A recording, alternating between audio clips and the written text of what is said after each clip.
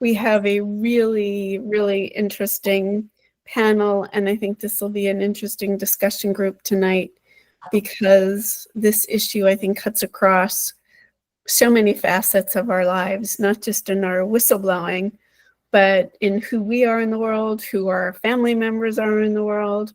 And I think just understanding a little bit more about what we mean by neurodivergent or neurodivergency, and what the spectrums are. I think this conversation has been something that has percolated in the background. I know Christian and I have had this conversation. Jenny, not Richard, Jenny and I have had this conversation. She's not confused about who she is. She's confused how to use the laptop.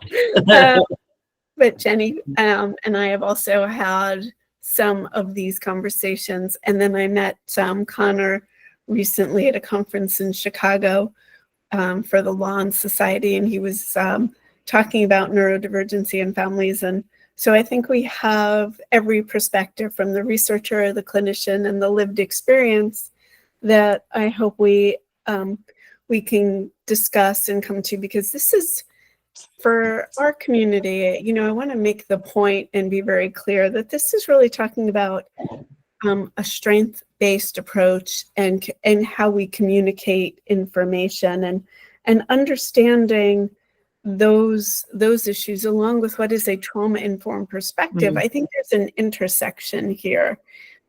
We had a previous roundtable on the spirituality and the religiosity that drives whistleblowers. So I see there are some of these issues that are kind of intersecting that bring us to the place where we are. So I usually do a quick round of introductions. I let everybody tell us who they are, and then we get into a little bit more about the Q&A. So I'm going to start with Connor, if you would introduce yourself first. Sure. Hi, everyone. Thank you again, Jackie, for inviting me to take part. My name is Connor Stroble. I'm on the faculty at the University of Chicago. I'm a sociologist by training, and I guess my way of sort of coming to the topic is twofold. I work kind of at the intersection of identity and inequality, but I'm particularly working on a project at the moment that looks at how neurodivergent people and their families try and get the resources for justice that they need to succeed and thrive. And then also secondfold, while I'll try to avoid speaking more anecdotally, I'm also autistic. So to the extent that the individual perspective is useful or can at least give us some abductive way of kind of getting at what might be the answer to your question, I can try and provide that too. But thanks so much. All right. Christian. I'm Christian. I'm a whistleblower. I was the ombudsman of child welfare. That's how I met Jackie. And along the journey in volunteering with Whistleblowers of America, we began a conversation about noticing some patterns in people who would come to us in a higher prevalence of potentially neurodivergent individuals, specifically undiagnosed. And I think there's a correlation that they saw their unique perspective in life as a strength, and the diagnostic manual really only looks at disabilities. And so there was like a dissonance between how they identified and how other people interpreted them, and leading to kind of that hyperfocus on social justice, the love to learn, which created a very unique expertise, and then being asked questions with a social inference that they didn't catch. So they answered, "Can I do this?" with, "No, you can't, because here's the law," and didn't realize that they were whistleblowing in the moment. So they were really kind of thrown off when they were like, "I just reported the facts to you that you paid me to be the expert on." So we started really kind of tracking it. And we even had a discussion about the survey and why probably people are not diagnosed. And I think there are some themes even in my practice. I don't diagnose autism. I think in the States, there's some adverse impacts to that diagnostic being formally attached to people. And so clear resistance from the client, but also I think clinicians are very hesitant because, especially for women, because the DSM has just one paragraph saying, well, women don't fit this description, but we're not going to do anything about it. So we have a difficulty in the diagnostic criteria, recognizing how different people present. And so in my private practice, I primarily work with trauma, grief, perinatal period, and whistleblowers. And in that work, I see surprisingly a lot of neurodiversity in that space. And so it just has kind of translated from the observation within the Whistleblowers of America space to also some clinical observations that hopefully can be shared here so that people have some resources and kind of an internal understanding of what might be happening, because we're still so far behind the research specifically for women, and for everyone's strengths-based perspective is kind of lacking. And then there's a weird correlation with the trauma. So we can talk about that as well. Yes. All right. Jennifer Foster. Thank you so much. And Jackie, I want to say thank you very much for hosting this really important roundtable tonight. And I'm delighted to meet Connor and Christian. And I'm so excited about what we're going to speak to tonight. So my name is Jennifer Foster. I'm a whistleblower. I'm also neurodivergent. I've ADHD, but I've also possibly, I'm also possibly autistic. We're my psychologist and myself are looking into that as we speak. I'm very driven by justice. And as Christian spoke to there, that my experience has been one, whereas the legislation says this, and I'm just following the word of the law, and that's how you get into trouble. I'm also a mum of an autistic daughter, and most likely, certainly one of my sons is non-diagnosed ADHD. So we're a great family. It's just great fun in this household. Lots of chat and, but I do want to reiterate that being neurodivergent is most definitely a plus. It's not a negative. I know in the US, it's really something that hasn't been championed. Certainly in Ireland, we're not of that ilk at the moment. We're really championing the fact of neurodivergency and the autistic experience, and ADHD, not so much. I always say ADHD is the poor cousin of autism. However, but having said that, I'm really pleased to be here tonight, and I can't wait to see what's coming up. Thank you so much. Well, thank you. And before I forget, I said it earlier, but just to reiterate, as people are joining, we welcome you to say hello in the chat. Just tell us who you are or where you are. It just helps us know who's out there and who else, who's listening, where you're from. And it's also a good way to help people connect with each other, because you might not know that the person in the little box in the screen lives near you, has had a similar experience as you. So it's just a way of helping us connect up with each other, as if you introduce yourselves in the chat. But I'm going to turn back to Connor, because I think we've already thrown around a lot of terms: autism, neurodivergent, ADHD. So maybe we could do just a few minutes of baseline. What are some of these terms? How are they interconnected? What do they mean? Sure. Maybe let me start with neurodivergence, and that might kind of help us maybe that helps sort of ground sort of how we might be talking about something just in conversation versus things that might be a little bit more textbook kind of diagnostic criteria. So neurodivergence or neurodiversity, the idea of it started in the 80s. And the idea is that there's a natural variation in either neurobiological differences or neurocognition. And in the same way that there's natural variation in human physiology, in human development and personality, sort of across the globe, and whether that's a strength, the deficit, or purely just a 6 of one but matter of difference. is pretty contextual, right? So what might be an advantage, here in Chicago versus in Dublin, could vary.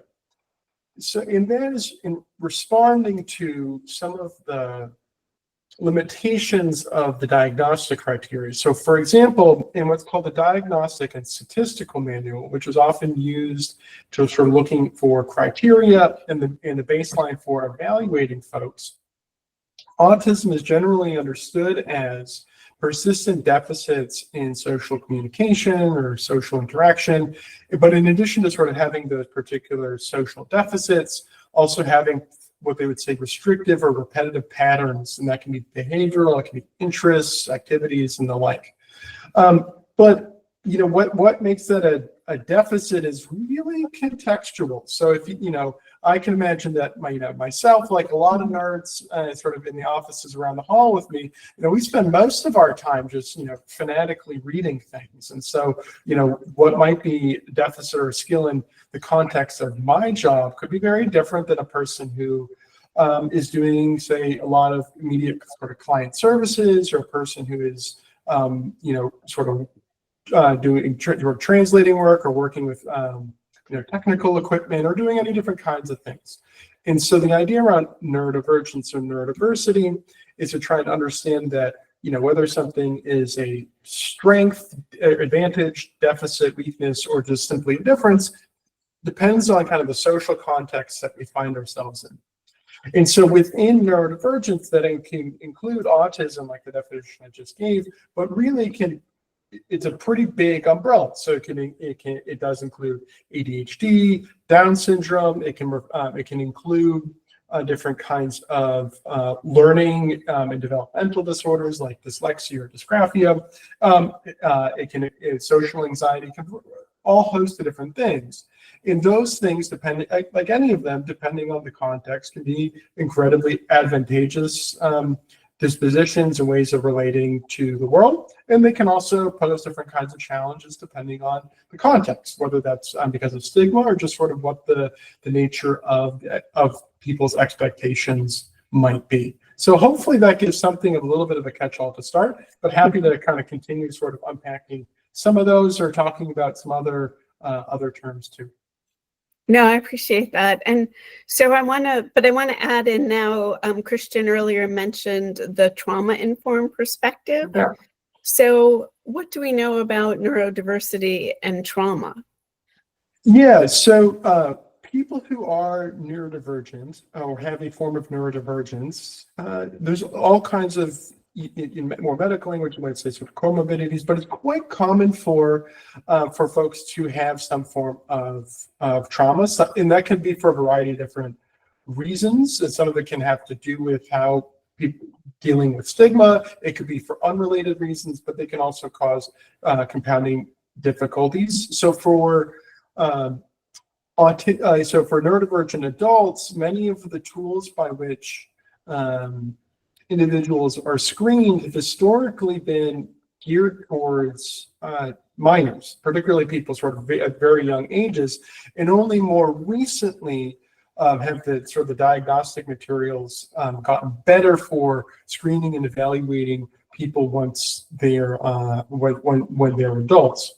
And so as a result, whether that's through burnout, whether that's going through a traumatic event, no longer being able to mask or adjust, or now finding themselves in social circumstances where there are deficits, where they find themselves experiencing deficit for which they can't overcome, they can be sort of dealing with the kind of trauma of those kinds of experiences, can be particularly exhausting and difficult to do. Unfortunately, because these sort of are changing diagnostic, the research can be somewhat varied. So for example, about just over 2%, give or take, of the American population it has autism spectrum disorder, or ASD, but that means it's a clinical diagnosis, and that's something that's surely an undercount, because there are a lot of people who are autistic who don't have access to testing, and also might not want it for stigma, for fear of repercussion, different things like that. And so many people are already starting from the baseline position of feeling as though there's something wrong with them, and that already sets them up for having a variety of different adverse mental health conditions. Right. So, Christian, so you mentioned earlier this stuckness conversation. How do we tie in then neurodiversity, trauma, whistleblowing? How do you see that as presenting itself when you're doing therapy? So one of the correlations, neurodiverse people are biologically on alert in a very different way. And when you mix in trauma, now they're on alert for danger, which is a different sense of alertness, but still the same. So you have to kind of teach them how to calm their body's ecosystem. And so when you're working with someone, I take kind of the long path, meaning I'm not diagnosing someone the first time I meet them. I actually do not diagnose autism. I think it's better to do psychoeducation, especially if they're using telehealth. Their disability is not so impactful that would impact their ability to have access to services. And I recommend that if they want a formal diagnosis, they need to go to an expert. And my work is really about perspective, opening up the understanding that there is a different perspective. Like when you look at a statue, that two people have different perspectives. And so how to approach something with curiosity. Because a lot of the stuckness is, I believe I gathered all of the facts. And with all of the facts, you should land at the same conclusion on that. And so there's like this battle going on, especially in whistleblowing. So if you can introduce the idea that curiosity can open up the discussion, it can be extremely helpful. And then kind of teaching techniques to calm the danger sense so that they can really focus on being present. I know for the population that I serve, I use a couple of diagnostic tools that are in the process of being evidence-based, especially since I serve primarily women of really diverse backgrounds. And so there is a report that's written, Positive and Differential Diagnosis of Autism in Verbal Women of Typical Intelligence. And it's a Delphi study where they talked to experts in it.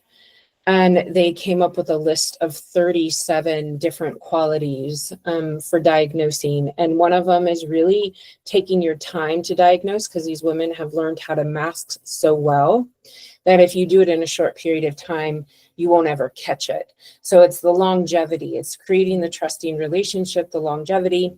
And they also make a correlation to trauma.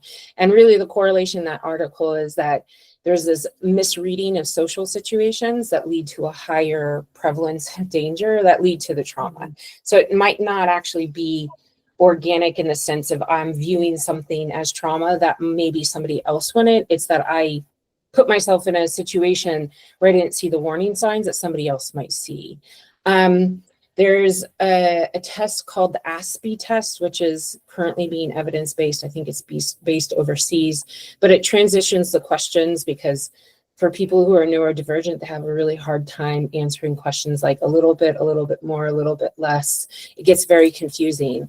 And so the ASPE test kind of looks at the broad spectrum of neurodiversity and translates the questions into more digestible statements. Like, do you instinctively get scared by the sound of a motorbike? And it allows people to answer it with a more definitive answer. What I've found though is like when doing that test, you have to remind people to answer with their instincts, not their learned behavior, because masking will skew the test significantly. And speaking to like the percentage of diagnostics versus who really potentially fit the narrative.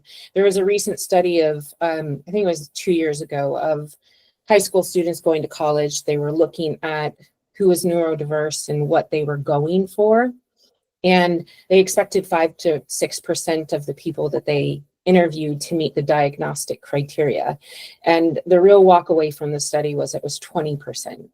And so if we really look at this as just a natural variation in our communities and the ability to look at the world differently, to problem solve with a fresh lens, we stop stigmatizing it in such a huge way.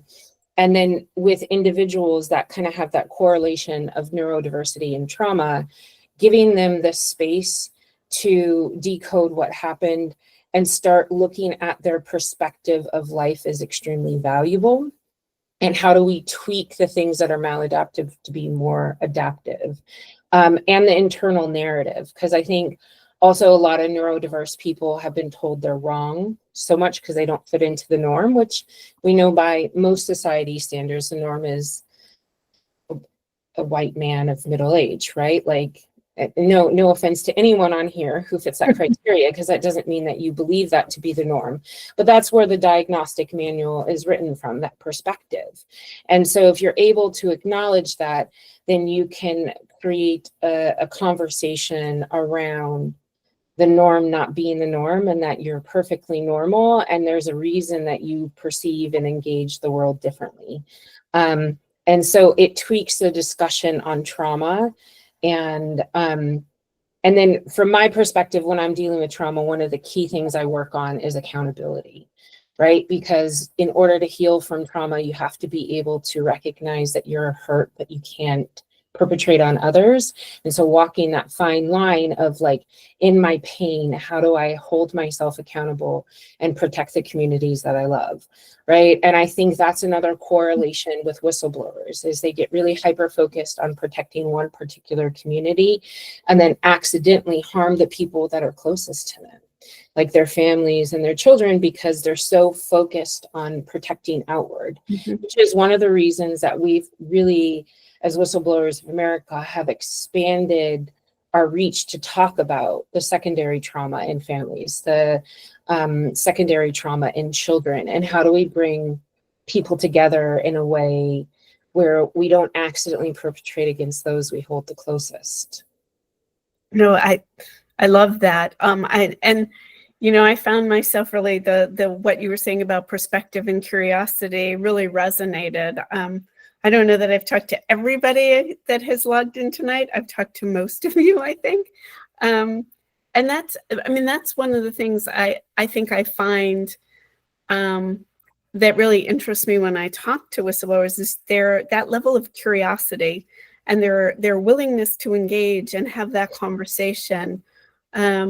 Most are usually, I enjoy the conversations I have. And so Jenny, that kind of, just meeting you in London the first time I met you, and just right away, your willingness to engage and your telling of your story.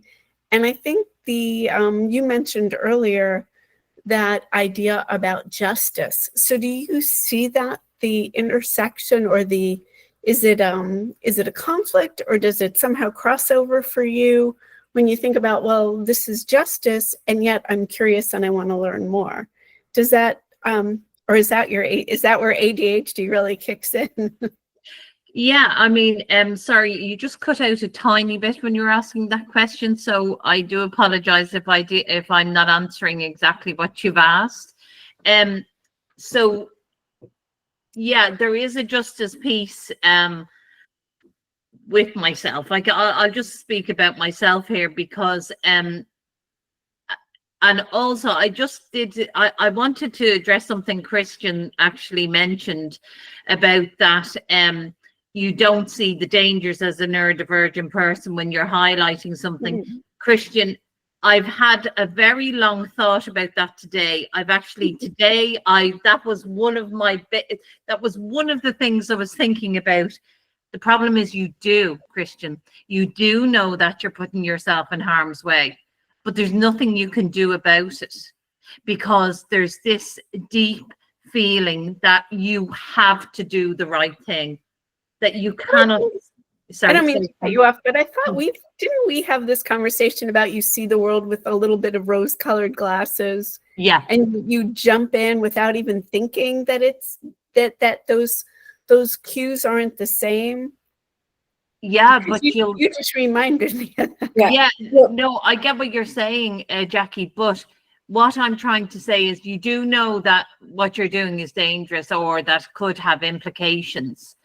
Well, I agree. I think the whistleblowing is an intentional act for most of the whistleblowers that I've met. And the danger is calculated. But I'm just talking about in general. A lot of the autistic women that I have worked with, what has led the trauma to be a prevalent part of their story, and has also led to misdiagnosis of borderline personality disorders, is as you're learning the social cues, because you don't understand them initially, there's a lot of trial and error.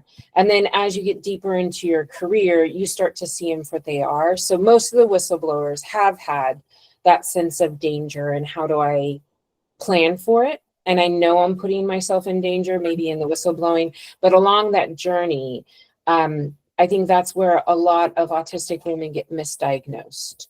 They get misdiagnosed with borderline personality disorder or bipolar because their hyperfocus and energy around the hyperfocus gets misinterpreted as mania.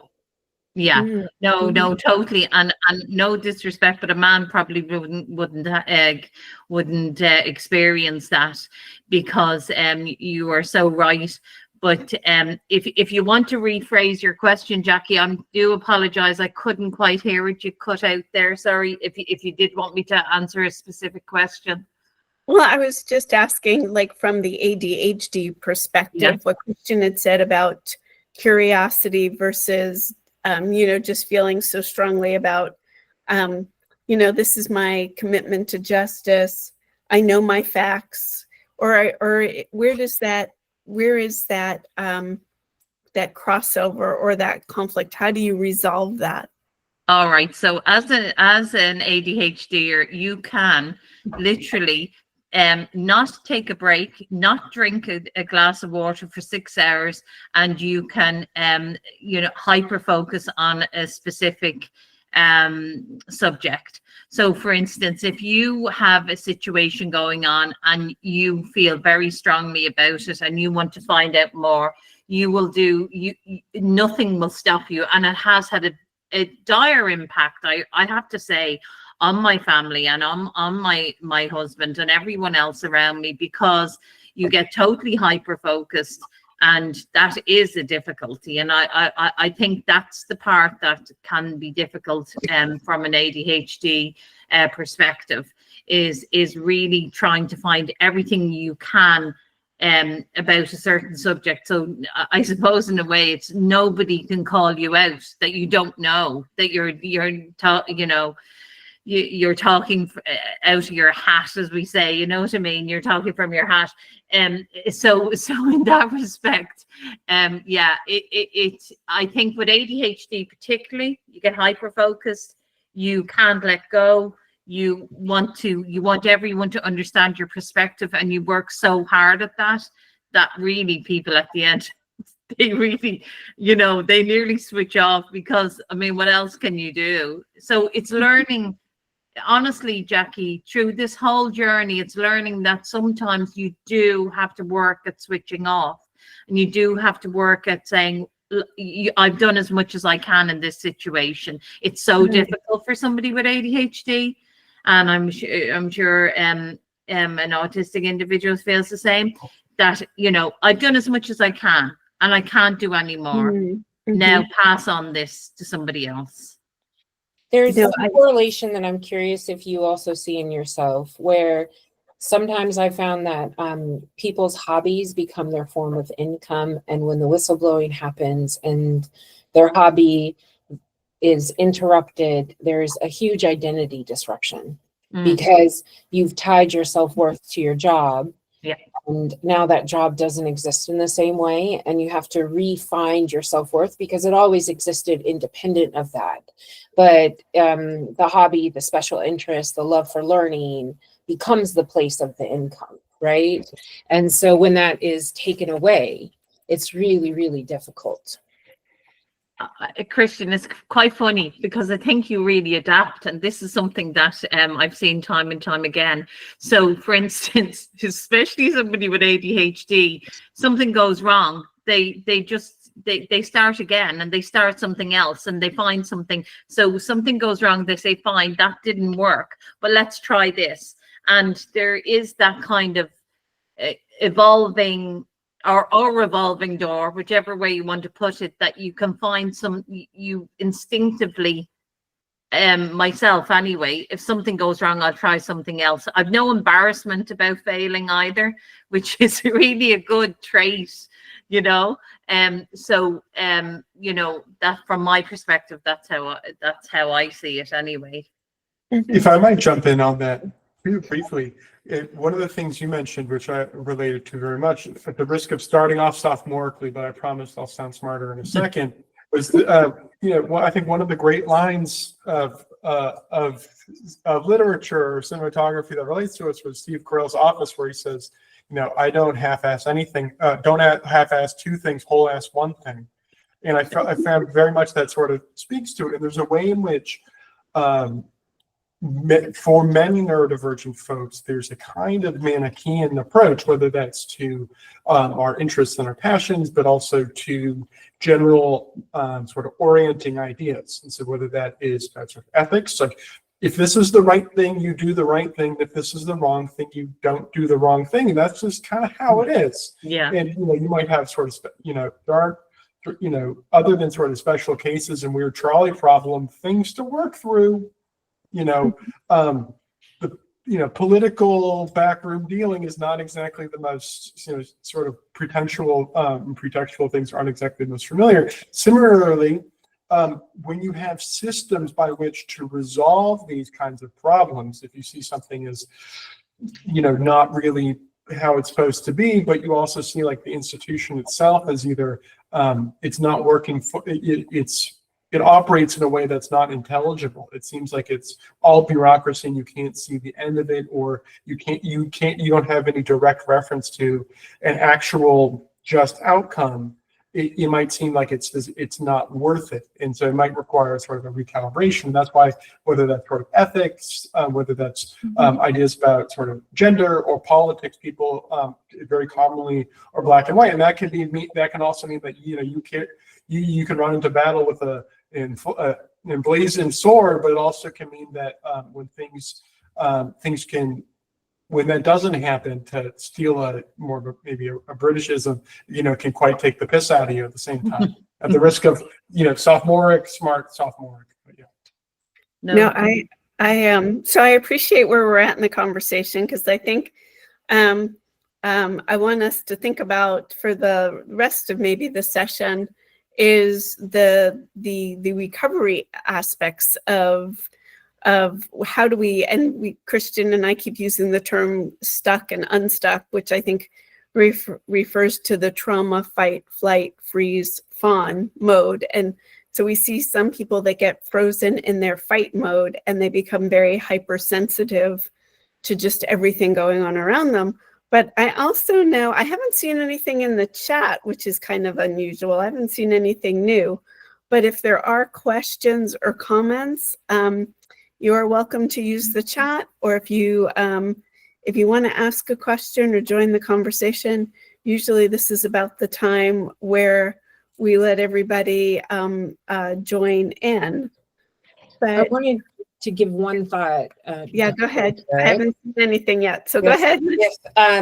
So one thing, especially when I'm working with whistleblowers, and I found really empowering in my own personal case, is to not put the success of the whistleblowing on the court's decision. We know 90% of whistleblowers don't succeed. Mm-hmm. And so when you are able to work with somebody advocating that they use advocacy as the place where they find their value and reinforcement.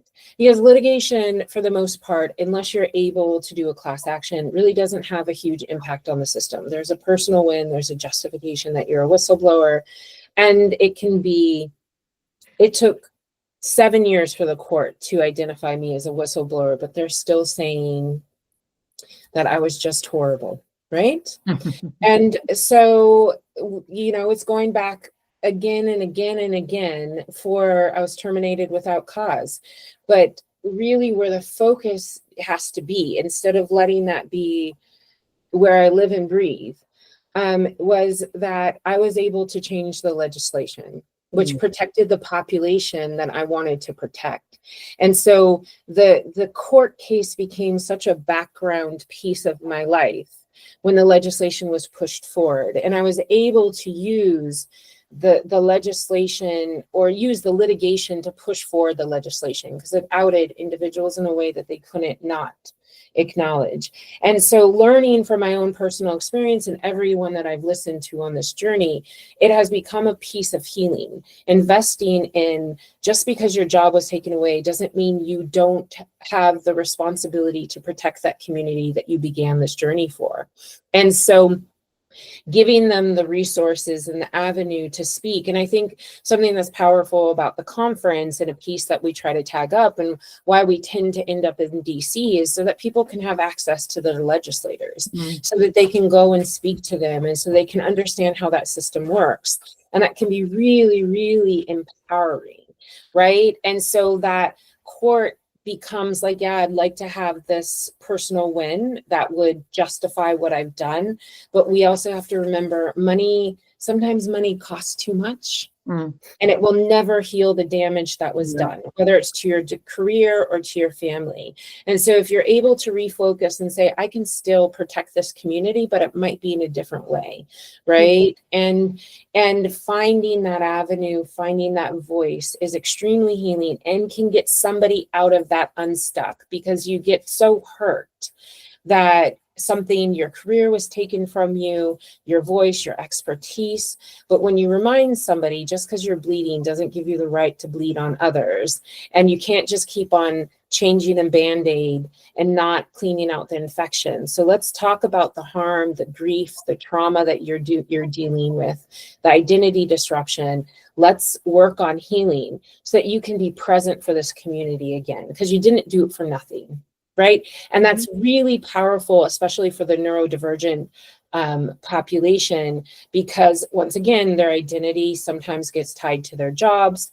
And they can be so beaten down on the fact that they looked at something so different that was the resolution to something, but the general population isn't ready for the resolution. Right. And so creating that pathway for them to re-engage. Anyways, sorry, that was a long little speech, but that was my thought, is teaming up, instead of like putting the focus on litigation, giving them the avenue for advocacy so they can continue to protect the community that they started the journey for.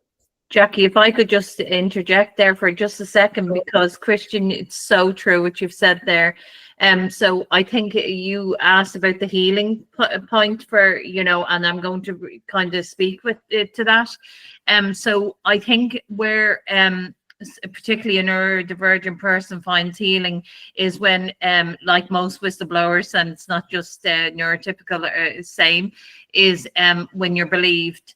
And I think sometimes belief isn't justice, unfortunately. It doesn't mean that you'll get justice, but certainly I'm now working with members of our government, and I'm actually finding some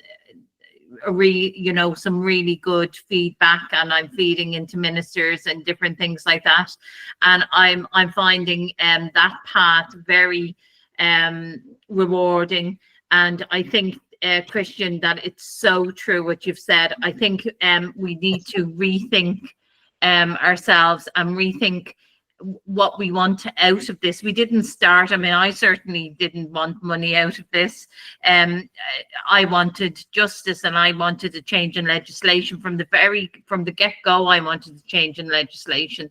So and that's where I find my worth as a neurodivergent whistleblower. That's where I find my worth now, and changing, and advocacy. I've supported a lot of whistleblowers like Jackie and other, it's done amazing work. I'm not comparing myself to Jackie, but I'm just saying, but I have supported other whistleblowers, and as we formed a great camaraderie.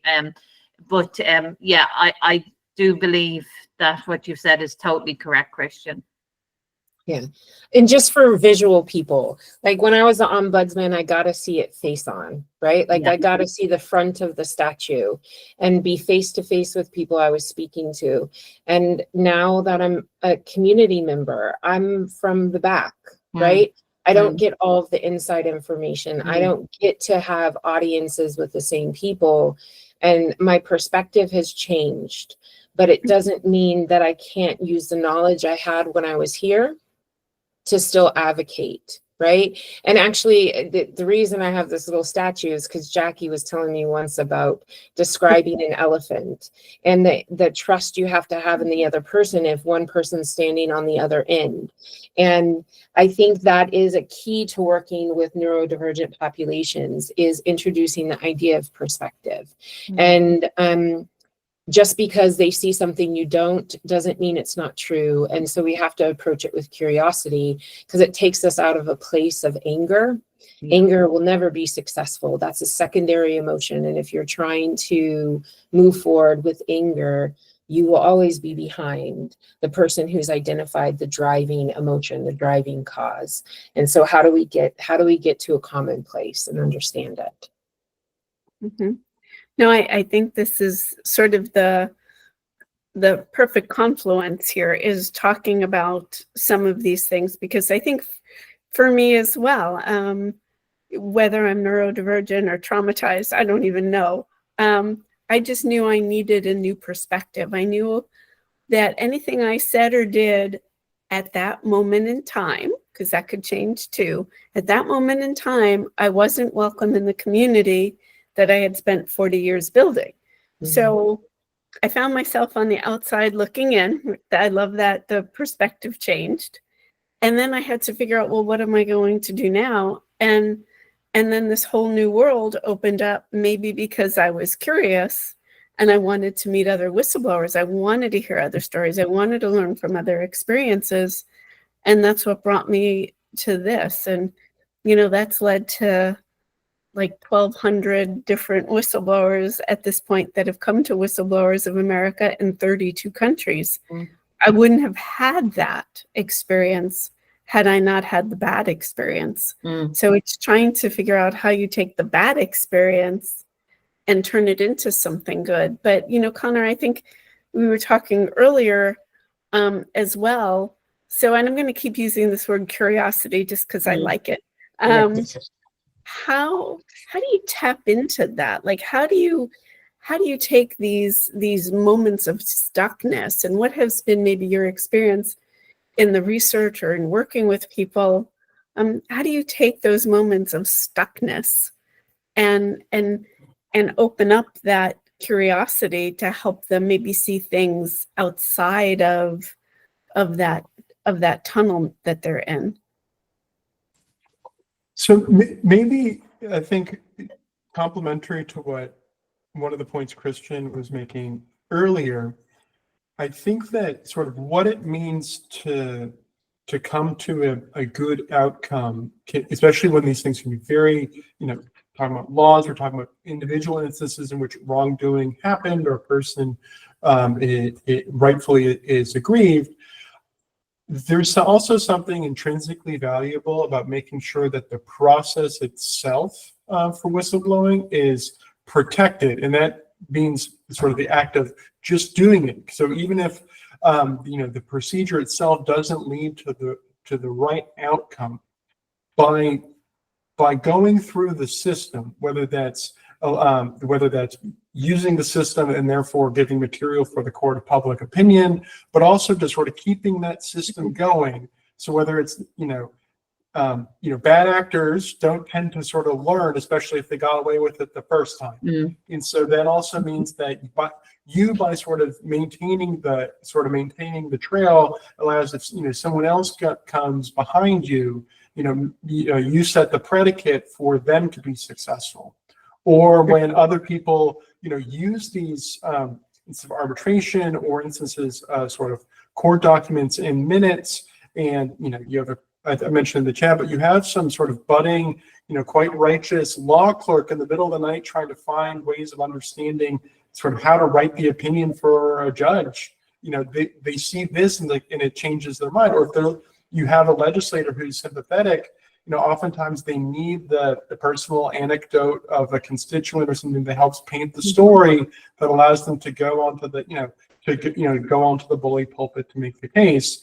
And so, the goal obviously is to come to an immediate successful resolution, but that curiosity of like, what does it mean to be successful? And that can be dynamic and changing, and that can be about sort of finding something within yourself, which I think a few of you have mentioned from your own experiences. That can also be about sort of creating the conditions of possibility and being curious about how to allow for other people to maybe be more successful than you in the future.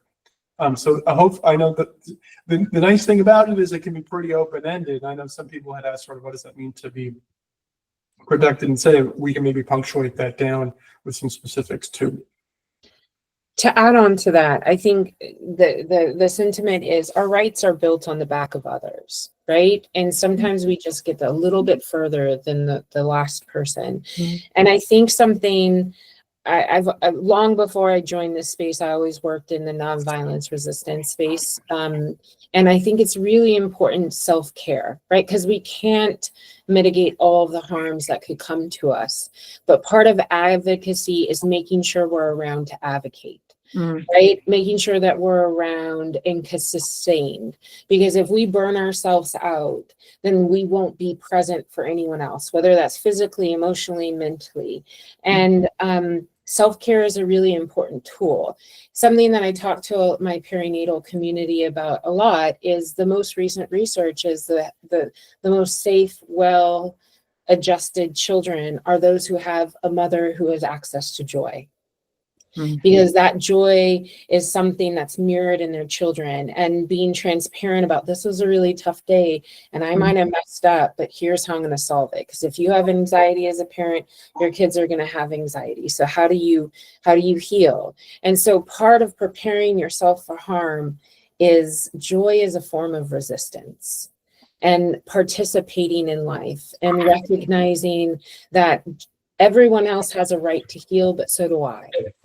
I have a duty to protect this woman from today and get her into tomorrow.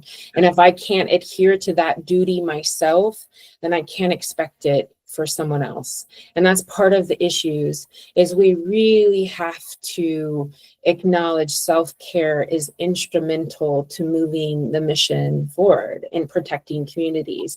Like when I did child welfare, I would tell my social workers, if you can't advocate for yourself, you cannot advocate for a community, because we're change makers, but the change starts with us.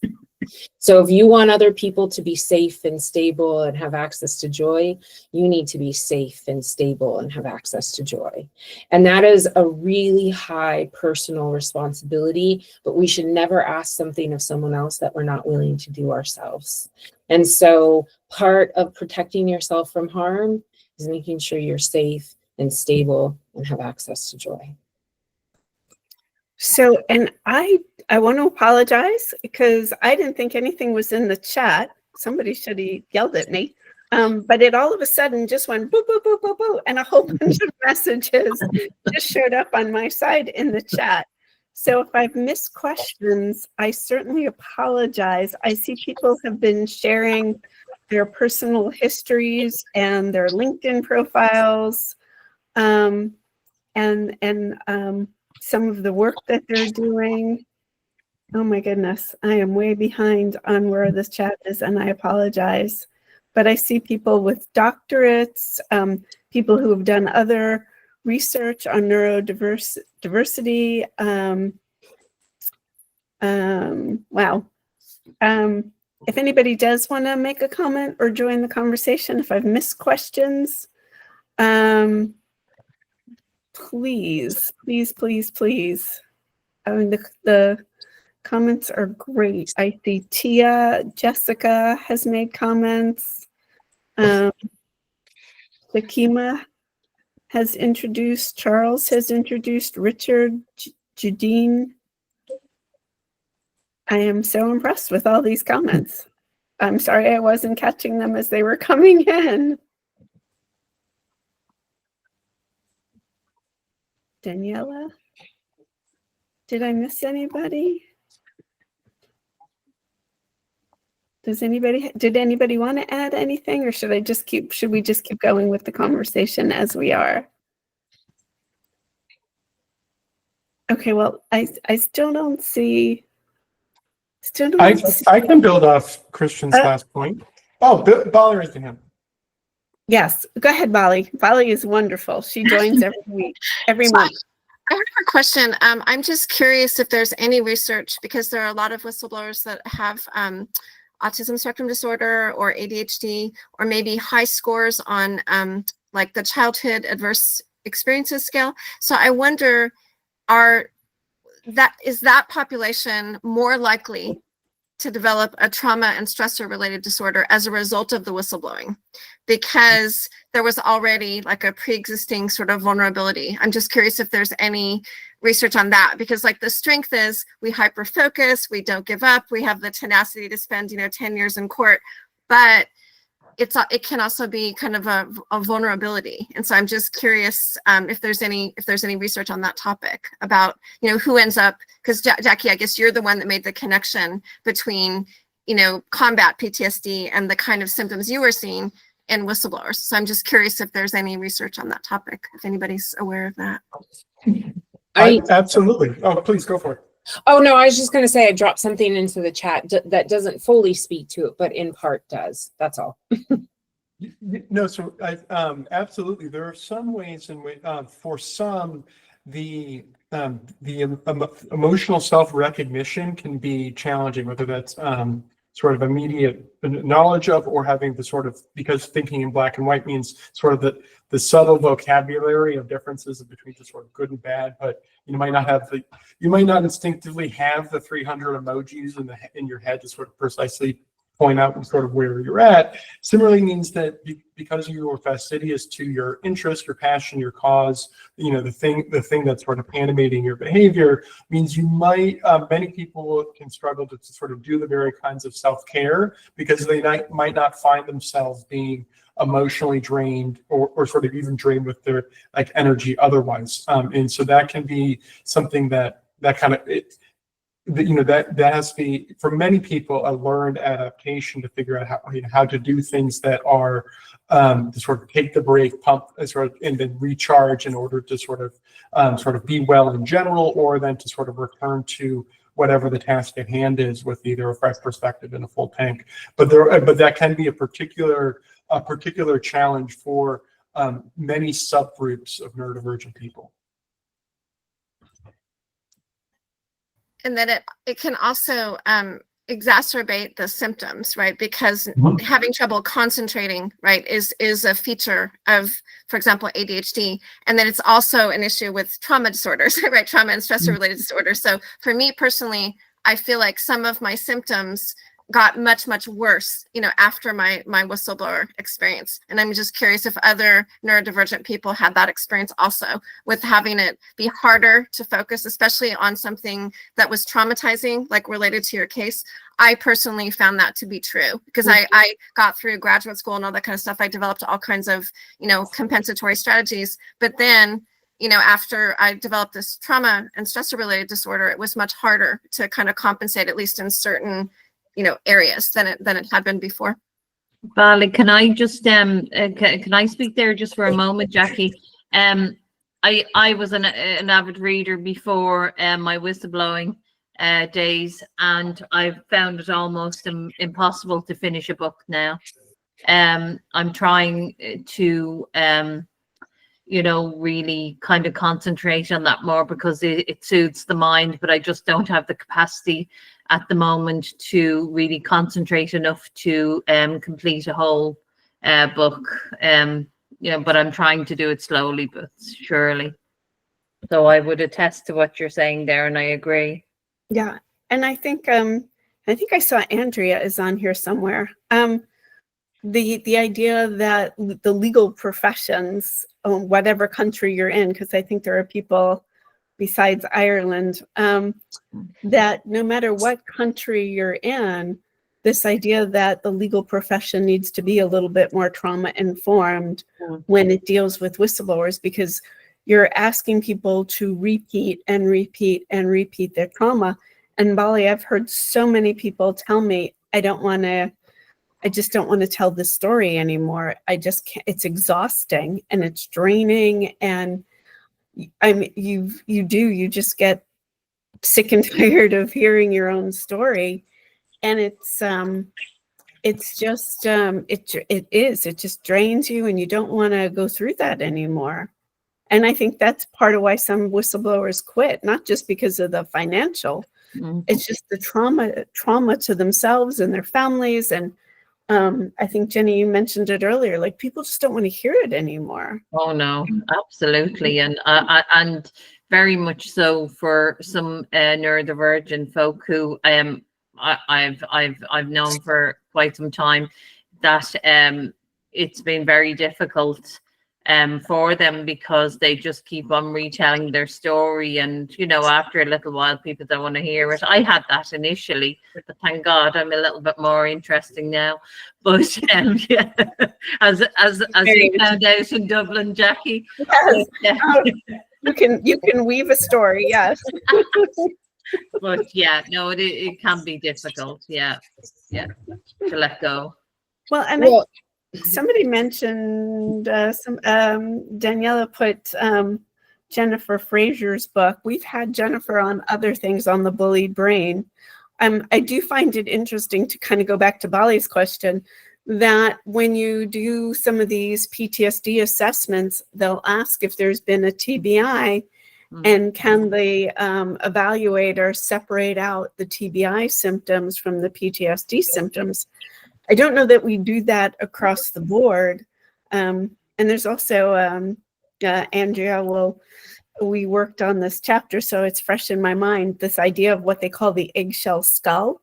And it's almost you take the defendant as they come, right? They are who they are in the world. They've obviously had previous life experiences, whether it's an autism diagnosis or, an early childhood trauma or something else, that this is who they are in the world. And we all have had whatever makes us who we are as adults. Nobody survives childhood without some kind of something. So we come into the adult world, we come into the workplace. And then if you traumatize somebody, the idea is that if you break it, you bought it. That organizations, and I think the accountability then for mistreating people, and this idea of DARVO, reversing, the victim offender, is we blame people for who they are in the world, whether they're neurodiverse or a whistleblower or something else. It's that stigma that I think we constantly are fighting against. Yeah, I mean, something that we don't necessarily have the advantage of in the whistleblower space, but when I work with clients who come to me based on trauma, I actually won't start doing trauma therapy unless I think they can get through their typical day events with a good set of coping skills, because then I become part of the problem by pushing them closer to the edge, and it becomes an immediate safety concern because I'm bringing up all of the things that bring the symptoms with it, and they have no way of coping with it. And what they don't realize I'm doing is I'm doing trauma-informed care the whole time to get them to the place where they have the coping skills. So by the time we talk about the story, they remain stable and they're self-aware, and they can report back on what's happening in their mind, body, and soul. And so I think that whistleblowing puts people in a position where they're extremely vulnerable with people they would never be vulnerable with. And that's a really hard thing. And so we don't really have the formula to it, but we're trying real hard. We're trying real hard at Whistleblowers of America to come up with a good formula. And Jackie's on kind of the research end, and then we meet about, the clients that we have in common or things that we've done to come up with better ways to serve people. And I think something that we have to not be afraid of is failure, because that's the only way you heal with mental health, is being willing to try something new when something fails. And so, but it hurts along the way. Healing is extremely hard. And I warn people when they come to me that it will get harder before it gets easier, right? If you're not ready for that, then you're not ready for trauma therapy, right? Any other last words? Because I know we're getting to the top of the hour, but I don't want to just shut us down.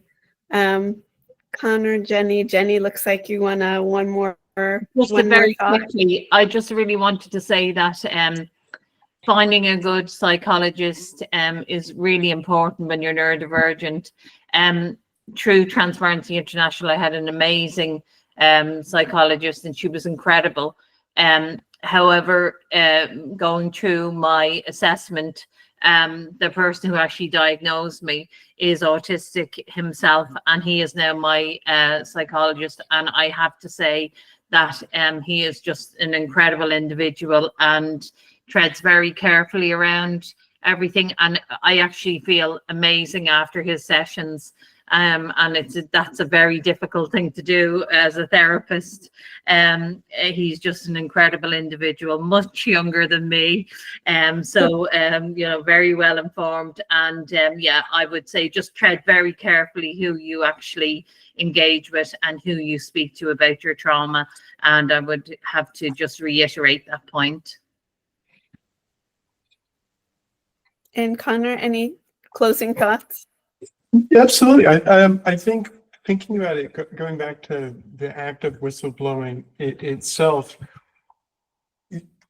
for decades of even when sort of attempts were made to have court proceedings that were more responsive to and sort of more sympathetic to survivors of sexual violence, there was still a double bind between either if a victim's story was too clear and too linear, it seemed like it made it up, but if it was disjointed, there might be a fact missing. How can we be so certain? And so, as more sort of research about the veracity and believability of victims' testimonies and experiences came to the fold, so too has the efficacy and success of people when they do bring claims. And so, similarly, society's made quick advances, but it took decades to have the United States, the Americans with Disabilities Act, or the Rehabilitative Act, let alone particular things at the state level. And whether or not a particular sort of grievance process is sufficiently respondent to one's neurodivergence, it nonetheless sort of creates the conditions by which we can say that there are systematic ways in which we need to be more responsive to how whistleblowers are coming to these procedures in these proceedings. And so that's why, if we can immediately come to a judiciable or just outcome, perfect. But even not, it creates the conditions by which down the line things can be better. And so it's hopefully things are just a win, full stop. But even failures are ingredients to wins later down the road. Yes. Mm-hmm. No, I appreciate that, and I appreciate everybody who has contributed tonight. Again, I apologize about the chat. I don't know what happened. That's never happened to me before. I love all the resources and the comments that have been shared. So hopefully you've caught that and that you're connecting with each other on LinkedIn as well. I see a bunch of people with their LinkedIn profiles in the chat. I just wanted to close by saying that I think that this community has been so remarkable from my perspective, and the people that either join every month or once a year, is that the goal for Whistleblowers of America is that we've created this new moral community so that you can find that space and that connection to reinvent yourself. If I would have kept doing what I was doing, I wouldn't have met, I don't think I would have met any of the people that are on this call tonight. So for me in my life, that has been the blessing and what I am so grateful for. And I hope that by connecting, by having this kind of time together, that we all find ways to remain curious and open our perspectives. So thank you. We will announce an August meeting, maybe, I think. I don't remember. But certainly the conference will be in DC, live and in person. There'll also be a virtual component to the conference, I think, that Paul will manage. So you can register at our Workplace Promise Institute. And then certainly let me know if you have any questions or concerns about the conference. And I hope to see everybody soon. So thank you. Thank you so much. Good night. Go to bed, Jenny. Yeah, I don't want to In the morning.